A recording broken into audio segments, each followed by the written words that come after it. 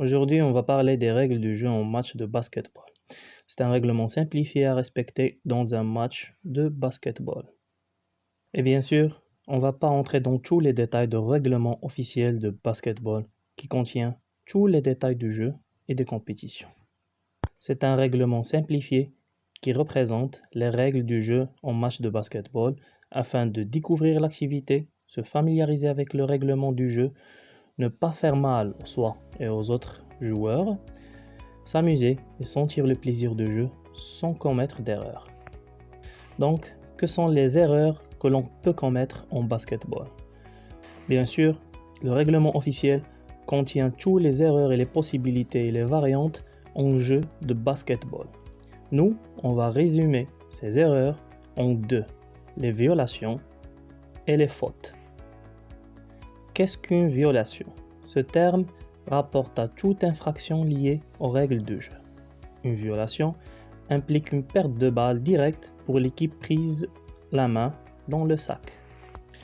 Et il y a trois types, des violations en relation avec le ballon, des violations en relation avec le terrain et des violations en relation avec le temps.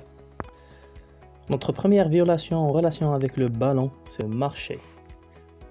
C'est-à-dire, il ne faut pas dépasser deux appuis la balle en main. Donc, pour progresser en basketball, il faut dribbler. Dans la vidéo, l'enfant progresse avec plus que deux appuis pour avancer avec la balle. Regardez, il tient la balle avec les mains et il fait 3 appuis.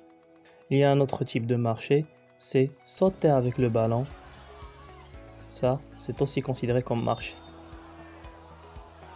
Deuxième violation, la violation de portée, c'est-à-dire porter la balle ou glisser la main sous la balle pour porter la balle. Par exemple, regardez le joueur, il est en train de dribbler avec le ballon, il va porter la balle, il va reprendre son dribble, ça c'est porter, double dribble. Comme vous pouvez le constater, la fille a commencé son dribble après la réception, elle a arrêté son dribble et elle l'a repris. Ça s'appelle aussi une reprise de dribble. Regardons un autre cas. Le garçon il a dribblé avec le ballon, il a pris la balle avec les mains, il a repris son dribble. La troisième violation, c'est la violation du pied. Cette violation, c'est là où le joueur touche le ballon avec son pied. Deuxième type de violation, les violations en relation avec le terrain. La première violation, c'est la violation du pied sur la ligne. Regardez très bien la photo, le joueur il a mis le pied sur la ligne latérale de terrain. Notre deuxième violation, c'est la violation de la sortie.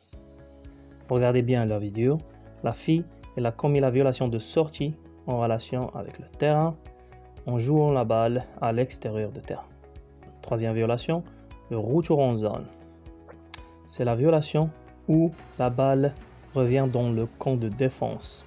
C'est-à-dire, regardez très bien la vidéo, en mode d'attaque, le ballon ou le joueur en possession de la balle ne doivent pas dépasser la ligne médiane vers la zone défensive. Quatrième violation en relation avec le terrain, c'est la violation de pied-touche. Regardez très bien, la ligne rouge sépare l'intérieur et l'extérieur du terrain. Si le joueur met le pied sur la ligne mais pas dans le terrain, son exécution est correcte. De même, si le pied est à l'extérieur du terrain, l'exécution est correcte. Cependant, s'il met le pied une partie ou tout entière à l'intérieur du terrain, l'action est considérée comme violation. La vidéo représente un joueur qui essaie de faire une reprise de jeu. Regardez très bien, il met le pied à l'intérieur du terrain. Les lignes qui représentent l'extrémité du terrain ne font pas partie du terrain. Passons maintenant aux violations en relation avec le temps. Notre première violation, c'est la violation de 3 secondes. Cette violation représente le temps où un joueur attaquant a le droit de rester dans la raquette. La raquette, c'est l'espace carré sous le panier.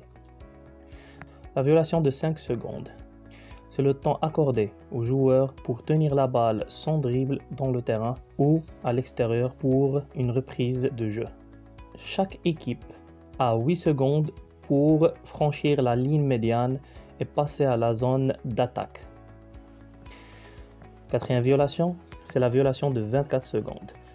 Chaque équipe a 24 secondes pour réaliser une tentative.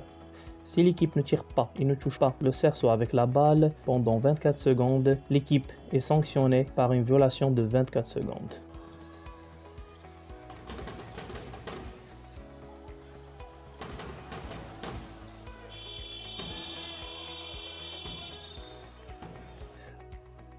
Maintenant, les fautes. Il y a 4 types de fautes. La faute personnelle, c'est une faute commise par un joueur contre un autre joueur. Elle peut être offensive autant que défensive, c'est-à-dire elle peut être commise par un attaquant ou un défenseur. La faute antisportive, c'est toute faute commise par n'importe quel joueur qui ne respecte pas les normes de fair play et d'esprit de jeu. La faute technique, c'est toute faute relative aux éléments techniques de jeu, par exemple, faute de changement, parler avec l'arbitre. La faute disqualifiante peut être personnelle, antisportive ou technique, où le joueur va être exclu du jeu. Merci pour votre attention. Si vous avez des questions, n'hésitez pas. Rappelez-vous toujours qu'enrichir vos connaissances est aussi important en éducation physique et sportive. Je vous souhaite bonne chance. À bientôt.